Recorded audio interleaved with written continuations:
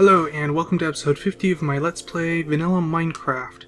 I am the Great KHM, and we're going to be doing something different for this episode. For starters, we're going to be doing a post-commentary, and this is going to be a bit of a talky episode. Basically, I want to talk about what's going on, and I tried to do this in live commentary, but apparently I can't chop down trees and talk at the same time. So, basically what we're going to be doing here in the video is, this is currently version 1.74. Wow. That lined up perfectly. I didn't actually mean for it to.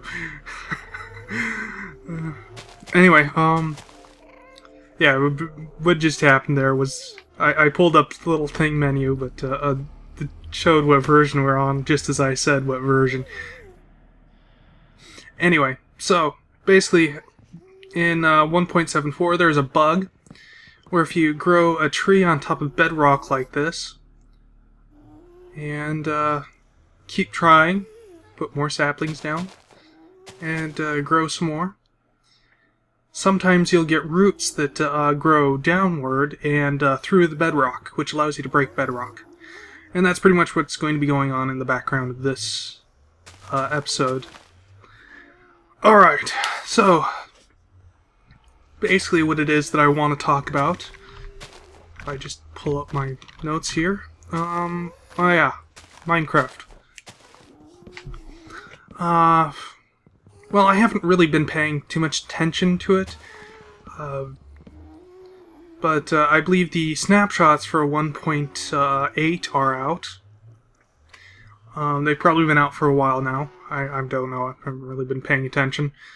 And I might use that at some point in the future, but I wanted to break through this bedrock first to make sure that I've got the holes in the bedrock and have fully taken advantage of this bug.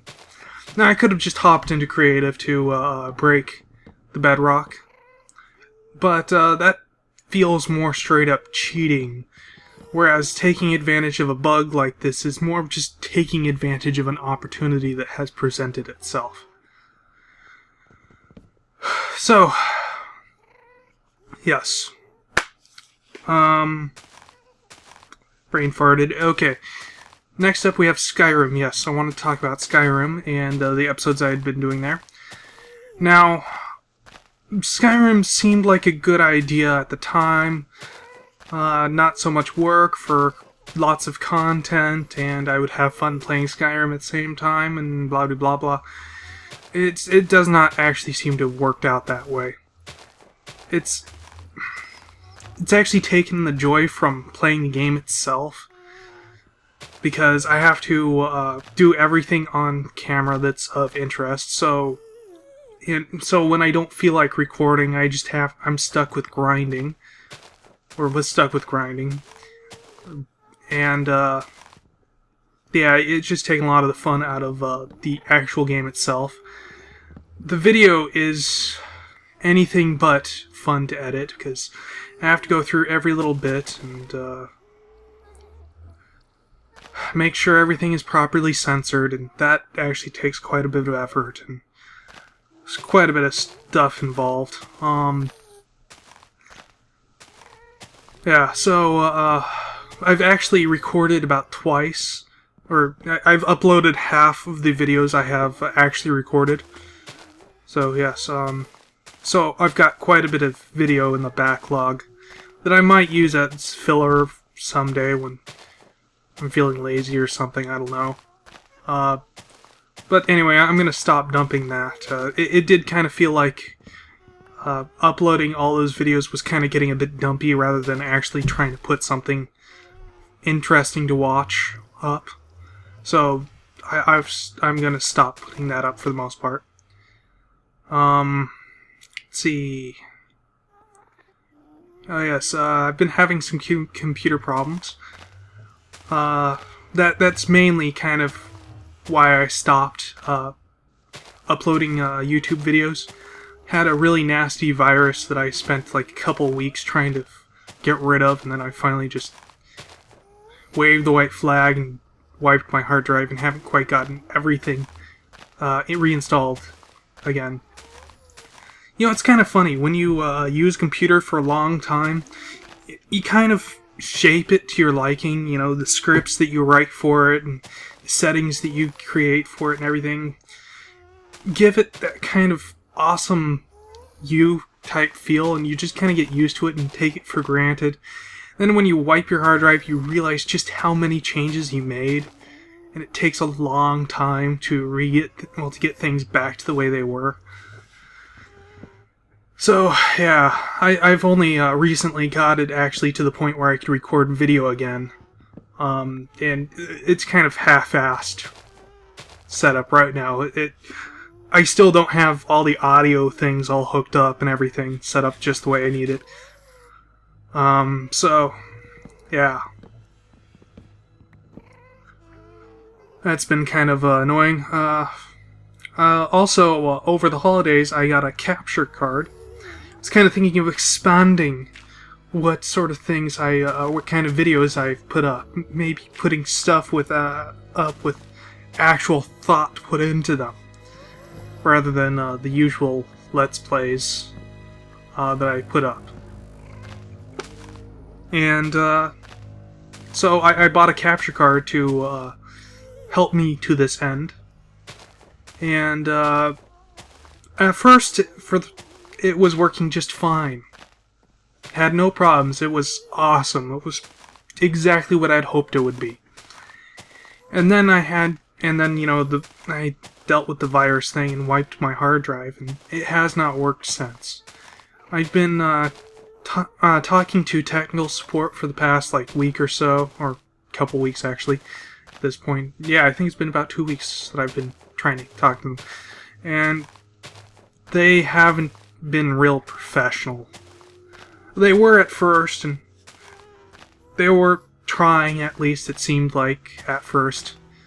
But when they finally came to the conclusion that it had nothing to do with .NET, they kind of gave me the finger, and I have been ignoring my emails. Well, that's not entirely true. They have responded to a couple of my emails, basically saying they were doing some research. I guess I should probably explain what the problem is with the thing. Basically, I'm getting a Visual Studio redistributable library. If you don't know what that is, it's a library that should never have existed to begin with, but by default,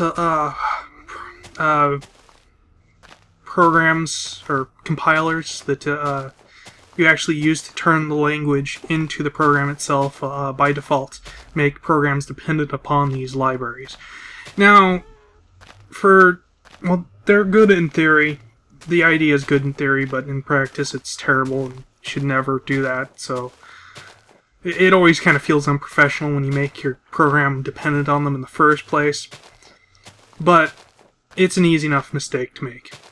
And, well, anyway, so these people have made their program dependent upon these libraries.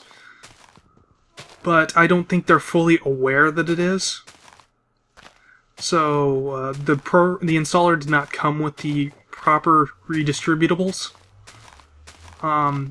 So, anyway, I contacted them hoping to get the right redistributables. Spent several days doing things, working with them. Or, I guess, working with them, not really sure. You know, basically when they tell you to do something, you just do it. I've been doing a lot of that. And finally came to the conclusion that Visual Studio Libraries has absolutely nothing to do with .NET. And I think I just need the libraries, but they refuse to tell me, well, yeah, pretty much. They aren't telling me what libraries I need. I'm not explaining this real well, am I?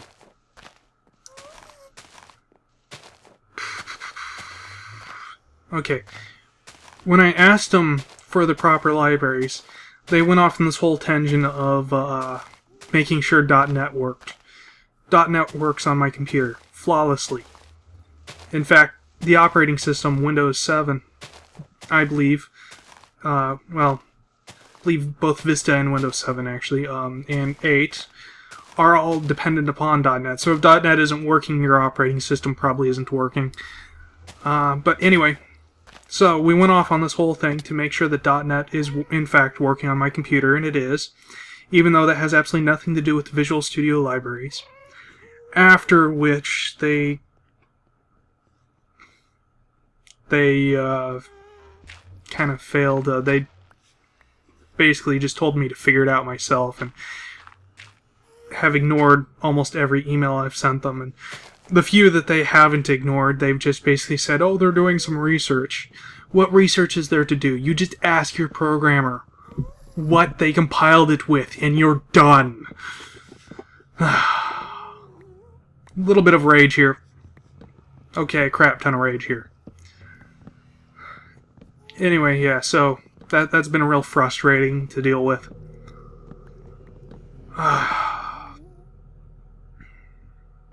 Let's see. Okay, well, let's talk about this project that I have in mind. This other YouTube project that I got the capture card to kind of start working on. Well, basically, the backstory of this is that my dad brought me a laptop and asked me to fix it. The laptop belonged to my stepmother, who apparently will run anything that holds still long enough. So the laptop was just completely riddled with computer viruses and things like that. I pulled up the task menu, and like half of the processes running were just viruses and malware and things. So I told him the only way to actually fix this would be to wipe it and reinstall everything. So Dad said, alright, but he was kind of tired of having to deal with this because it's kind of a, well, as I said, she clicks on anything that holds still long enough, so this is kind of normal. So he said, you know what, I'm tired of dealing with all these viruses, put Linux on it. I was like, are you sure you want Linux? He said, it's better, right? You don't have to deal with viruses, right? Like, yeah, but it's kind of an advanced operating system. Are you sure you want it? He's like, yeah, just stick it on. We can always change it back if it turns out to be a bad thing. So I was like, okay, yeah. So, I haven't really done much in the way of Linux. I haven't had Linux on my computer for, what's going on here in the video is went through the portal and appeared underground. That confused the hell out of me. Anyway, so back to my story. I haven't had Linux on my computer in about a year or so. I actually keep meaning to fix my Linux box, but I haven't really done so. So I'm a little out of date as to what's good and what's abandoned and whatnot in the Linux world. And well, I'm also an advanced user. I'm a super user. So even when I was paying attention to Linux world, it was mostly to not user-friendly things. I really like the command shell of Linux, and am far more comfortable in the command shell of Linux than I've ever been with the GUI of Linux. So anyway, I didn't really know of any good operating or any good flavors of Linux to put on the laptop for them that would be good. After a bit of thought, and by that I mean like 5 minutes, I went, aha, Ubuntu. Ubuntu is supposedly super user-friendly. I'll just put that on. So I did so. I got Ubuntu, slapped it on. It's supposedly backed by Steam, so thought, yeah, this will be great. Just slap that on. She'll get to have the most user-friendliest version of Linux, and life will be good. So anyway, I stuck that on. I never really used Ubuntu. So anyway, so yeah, after that, I told Harkugan what I had done, and I was feeling kind of bad about it. And he's like, "Yeah, you really should at least figure out, well, use the operating system a bit, get a feel for it, so that way you know what you gave them." And then he's like, "No, wait, even better. Do a YouTube review of the operating system." So I was like, okay, yeah, that's a pretty good idea. And, well, so got the capture card, got everything all hooked up, and had been planning to do that.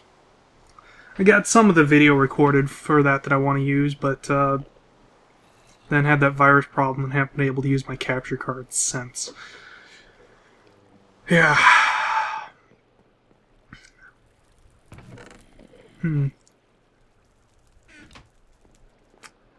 Guess that's actually pretty much everything that I wanted to talk about.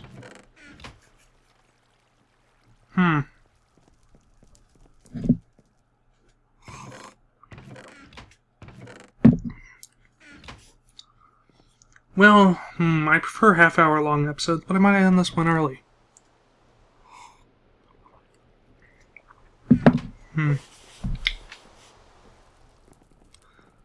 Yeah, we'll just go ahead and end this here. This will be a short, talky episode. Yes. Something I've never done before. I've done short episodes before, but not a talky episode. So hopefully this will turn out well and you guys will like it and everything. Blah, blah, blah, blah. Anyway, yeah. So, once again, I'm KHM. And, I have no idea what we're going to do for the next episode.